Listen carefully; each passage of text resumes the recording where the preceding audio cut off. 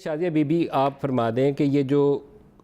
Economic team کے ساتھ جو کچھ ہوا اور جو نئے چہرے آئے اس کے اوپر آپ کی پارٹی نے بڑی انٹرسٹنگ اور سخت پوزیشن لی ہے، بلکہ یہ تک کہہ دیا زرداری صاحب نے کہ یہ تو لگتا ہے آئی ایم ایف کا ہیڈ کوارٹر یہیں کھولنے لگے۔ میرا خیال ہے آپ نے خاصا مفصل جو انٹروڈکشن دیا ہے اس میں آپ نے جو چیزیں بیان کی ہیں وہ بالکل درست ہیں اور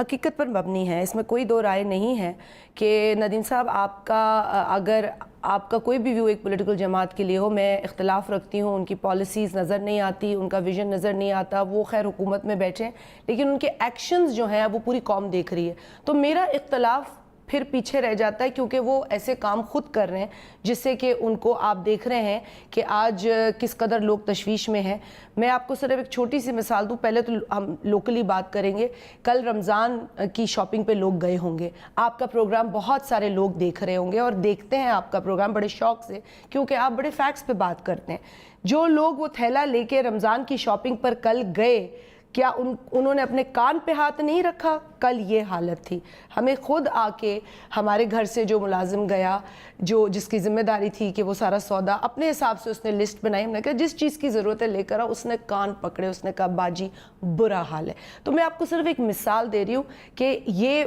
اس شخص کی، اب وہ لوگ جو سفید پوش، وہ لوگ جن کی مالی اتنی طاقت نہیں ہے کہ وہ گھر میں 2 روٹی کھا سکیں، اور بہت سارے بیانات حکومت کی جانب سے ہے جس میں آپ کو اور مجھے تنقید کرنے کی ضرورت نہیں ہے، 1 روٹی کھا لو، پیٹ پہ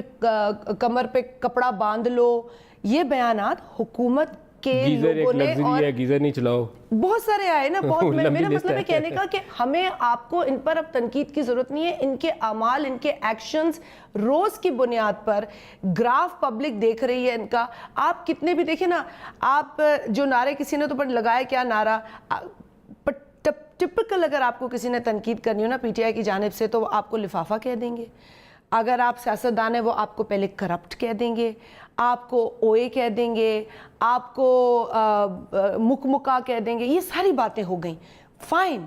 ایوری ون از بیڈ، لیکن آپ جو اس ملک کو ڈیلیور کریں، اور پھر آئی ایم ایف، آپ نے آئی ایم ایف کا بیان کیا، اور I like what you said کہ یہ تیر تکے پہ کام نہیں چلتا، یہ نہیں چلتا۔ ہم نے جو 2 بڑے بنیادی اعتراضات اٹھائے ہیں، آئی ایم ایف، جیسے زرداری صاحب نے بڑی وزندار بات تھی ان کی، انہوں نے کہا کہ اب یہاں آئی ایم ایف ہی چلائے گا سب کچھ، آپ پیسہ بھی آئی ایم ایف سے لیں گے، انہی سے پالیسیز اپنے ملک کی بنائیں گے کہ وہ پیسہ کیسے وصول کیا جائے۔ جو طریقہ کار ہے، جو عمل ہے، اس پہ ہمیں سخت اعتراضات ہیں، اور یہ اعتراض آپ دیکھیے گا، اللہ نہ کرے ہماری قوم کو اور بھگتنا پڑے، لیکن مشکل وقت اور آئیں گے۔